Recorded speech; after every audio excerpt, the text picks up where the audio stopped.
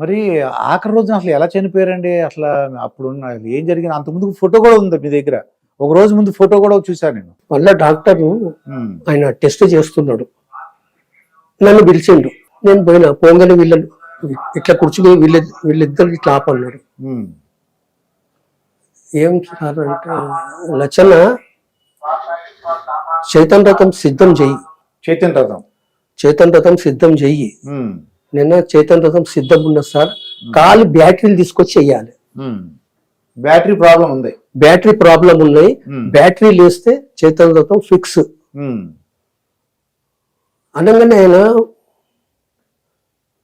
సరే మీరు పోల్రి అనేసిండు. హ్మ్. లేకపోతే వెళ్ళి రా అంటాడు ఆయన. హ్మ్. మీరు పోల్రి లచ్చన్న ఇంటికి అనగానే హ్మ్. పోండి ఎప్పుడు అన్న మాట అన్నారు. ఎప్పుడు అన్ననే మాట, ఆ! వెళ్ళిరా లచ్చన్న అంటాడు. హ్మ్. బయటకు వచ్చిన అప్పుడు 4 అవుతుంది సార్. సాయంకాలమా? ఆ, ఆ! కృష్ణారావు ఉన్నాడు. హ్మ్. సార్ ఎప్పుడు లేదు వెళ్ళిరా అంటాడు, నువ్వు పో లచ్చన్న అన్నాడు. ఒకవయ్య నువ్వు ముసలైన ఆయన ముసలైన ఆ! ఏదో అన్నాడు. ఏదో మాటలు అనేసి వచ్చిండు. హ్మ్. ఈ మాట అన్నాడు సార్, ఆయన నోటికి వెళ్ళి రా సార్, హ్మ్.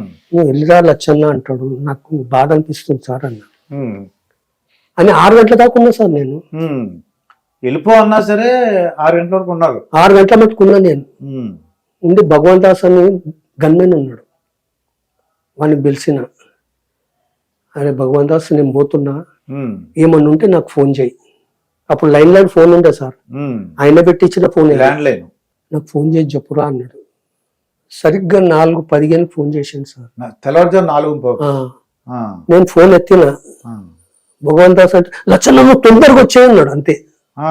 ఫోన్ పెట్టేసిన, అంగి వేసుకున్నా, వెళ్ళిపోయినా. ఆ! 20 నిమిషాల్లో వెళ్ళిపోయినా సార్ నేను రోల్ నెంబర్ 13. అప్పుడు ఎక్కడ ఉండేవారు మీరు? ఇదే ఇంట్లో. ఇది ఎక్కడి నుంచి ఎలా వెళ్ళేవారు అక్కడికి?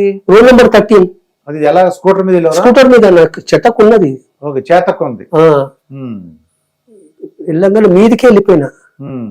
మీదికి వెళ్ళిపోగానే అలాగా పడిపోయి ఉన్నారు. హ్మ్.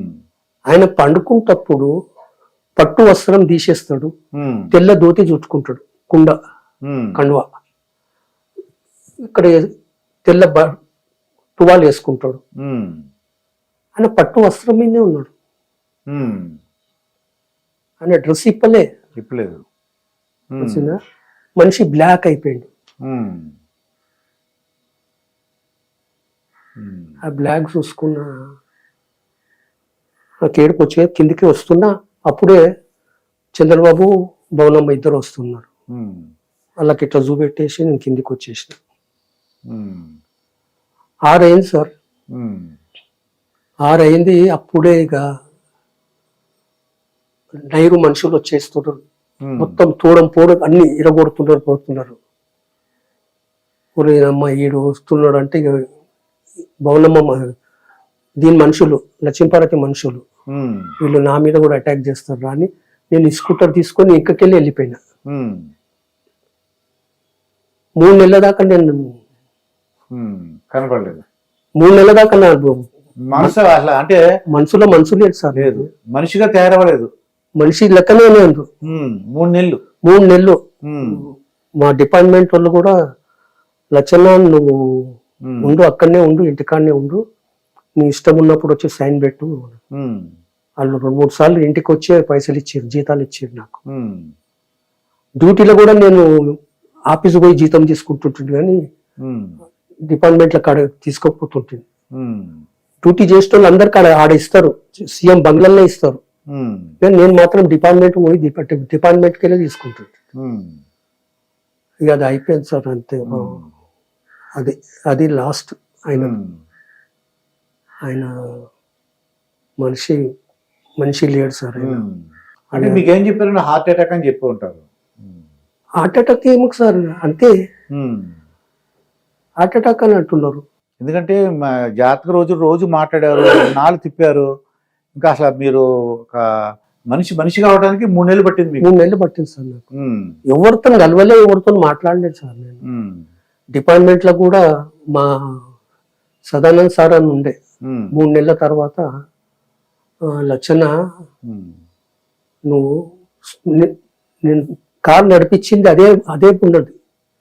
ఇదే కారు నువ్వు నడిపి నీకు ఇష్టం ఉన్నట్టు డ్యూటీ చేసుకో, నువ్వు లైన్ గా కొద్దిగా కుదుట పడుతావు అంటే నీకు సార్ వాడిన బండి అదే నడిపించుకుంటూ ఆఖరికి వస్తుంది మన చిన్నమ్మ, ఆమె డ్యూటీలో ఇన్వాల్వ్ అయిపోయినా.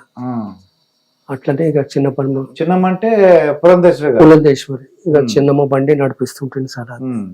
అంత గందరగోళం అయిపోయింది సార్.